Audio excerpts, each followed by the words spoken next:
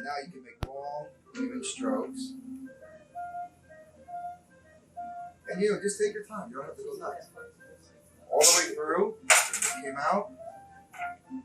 There it is. Wow. Right? So if you want to do something fun and different for a dinner party, and you have the time, you take your 2 pieces of salmon.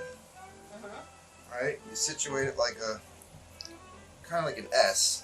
Like interlock them like so. Fold one this way. One this way. Oh, okay. Oh, That's how Right? nice. Cool? Cool. And then, like so. And now when this cooks, it's going to be like a little flaming on. Okay, very good. Right?